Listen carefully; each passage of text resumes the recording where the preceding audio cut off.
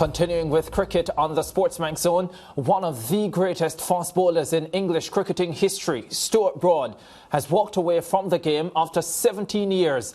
And the 37-year-old had a fairy tale ending, hitting the last ball he faced for 6 and then taking the last 2 Australian wickets as England clinched a series-levelling 49-run victory in the 5th and final Ashes Test at the Oval. Broad, who made his debut in 2006, made the announcement during the Oval Test. He has taken 604 Test wickets in 167 matches at an average of 27.68. He has also taken 178 ODI counts to go with 65 T20 international wickets.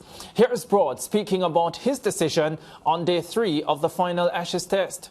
Yeah, I've been thinking about it for a couple of weeks, but you know, England versus Australia has always been sort of the pinnacle for me. I've loved the battles with Australia that have come my way personally and the team's way, and you know, I think I've got a love affair with Ashes cricket, and I think I wanted my last bat and bowl to be in Ashes cricket. No, I knew I wanted to leave the game loving cricket, and my lasting memories being of a really enjoyable changing room. And I've just got so many friends and players and management that I've been around for so much in that changing room. You know, I look around and I've played so much cricket with all of them, and it feels like my change room, and I wanted to sort of walk away with a group of players that I love to bits. Yeah, love affair with Ashes cricket. Indeed, the only England player to have over 150 Ashes wickets. And Fazir Mohammed, fairy tale endings can be few and far between, but Stuart Broad definitely conjured up one final piece of magic as England levered the 5-match Ashes series. Indeed, it couldn't have finished any better for him. And I suppose the disappointment would have been because of that rain in Manchester. It wasn't too old coming into this series, because then you could have very well seen history being made for only the second time. A team coming back from 2-0 down to win a series 3-2. But at a personal level, it couldn't have finished any better. To take those last 2 wickets and clinch the victory, when at one point Australia looked well on course before those wickets started to fall during the course of the the last day and the second session of play after the rain. But yeah, it's all about Stuart Broad. Not forgetting as well that Moeen Ali confirmed his retirement from Test cricket as well. Yeah, before we talk about Moeen Ali and the impact he had on this Test match, if you had to sum up Stuart Broad's career, Stuart Broad as a player, how would you go about doing that? It's an interesting one, because this raises the question, Ricardo, as to how you measure effectiveness over a long period of time. Because, again, forgive me if I try to explain this one. Jimmy Anderson has 700 and change Test wickets, but he's played 183 Test matches, which is less than 4 wickets per Test. The same for Stuart Broad, 167 Test matches, and he's got just over 600 Test wickets, which is less than 4 wickets per Test match. Do you say that someone whose career, like a Courtney Walsh, for example, 1984 to 2001, 17 years for 519 Test wickets at less than 4 wickets per Test, do you say that someone whose record has endured over a long period, but at less than 4 wickets per Test, can really be counted among the greats of all time? Just one of the great enduring quality performers with some famous spells and fantastic performances. And when you're talking about the Ashes, it's all about the atmosphere, the audience. Today, a full house, really pumped up, a pretty white, cute little baby, camera looking at that all the time, builds it up beautifully and all of that. But if you were to look at it dispassionately and say that when it comes to the amount of cricket that is played, England will always be ahead, with Australia and India close second because of the amount of cricket they play. But so to answer your specific question, I don't think Stuart Broad qualifies as one of the greats of all time. So you would say then, Faz, that while he is an England great, he isn't necessarily a world great? Well, I don't think necessarily you'd pick him in an all-time England 11. If you're thinking about an all-time England bowling 11, I would think that Fred Truman would be the first name on your list. Yes. 307 wickets from 67 Test matches. You may have to consider someone like an Alec Bedser or a Harold Larwood or Bob Willis, Jimmy Anderson, for example. So I don't think it's not just simply to be about the aggregate. It's about the average. It's about the strike rate. It's about many different variables. So yeah, to answer your specific question, I don't think it's automatic just because you have 600 test wickets, because you've played so much cricket. And just to add to that, he's played 167 test matches at a time when England, over that period, would have played 201 test matches. Bangladesh have played 89 over the same period.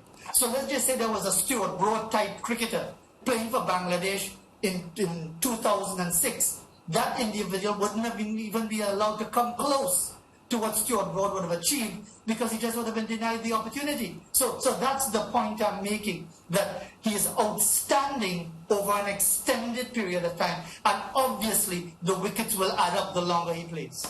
Yeah, Faz, there is a discussion I saw in a cricket chat group over the weekend about Stuart Broad's career, now that you're talking about that, because there have been some low moments of his career. Forget his statistics. His personality has made him disliked. We remember him clearly edging a ball and standing as if he didn't touch the ball. I remember his dad, Chris Broad, the former England one day and test cricketer, fining him as a match referee for inappropriate language in a test match against Pakistan. So there are things about Stuart Broad's personality that made him not so well liked.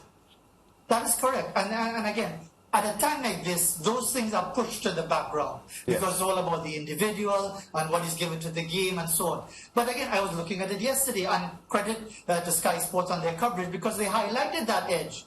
In the same way that everybody condemns Diego Maradona as a champion cheat for the hand of God goal and everything like that, you don't hear people talking about, well, you know, he's a cheat as well because he did that, and the other. So again, it's over a long period. And I think what has worked against Stuart Broad for the rest of the cricketing world, or for much of the rest of the cricketing world, is that he always appears to get away with things that other players would not get away with. Whether, again, it's because of his father being a former test cricketer, or being an ICC referee, and so you mentioned that it's even his own father fining him. Well, I've seen occasions when he deserved to be fined, when he did things that other players would have been held accountable for. But all in all, those elements, well, at a time like this, are seen as if you're being mean-spirited or mealy-mouthed to highlight these issues. But we're talking about the cricketer in his entirety.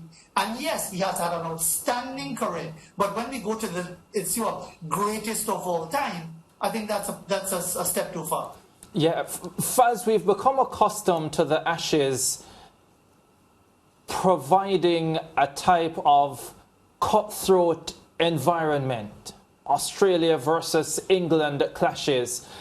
Could this be the first time that at the end of an Ashes series that everyone seemingly has left happy? England have come from 2 down and they've leveled the series and probably thought they should have won it had it not been for the rain in the Manchester Test. Stuart Broad goes out in a blaze of glory. Australia retains the Ashes. Everyone is happy, right? You just wait a while, Ricardo. Give it some time. Give it some time. Ricky Ponting has already called for an investigation into that change of ball, as to how you could take a 50-over ball and hand someone a replacement that looks virtually new. Just give it some time, and you'll hear the comments about whether or not Ashes test matches are so special that they should be allowed an extra day to allow for rain, so that what happened in Manchester wouldn't happen to poor old England once again.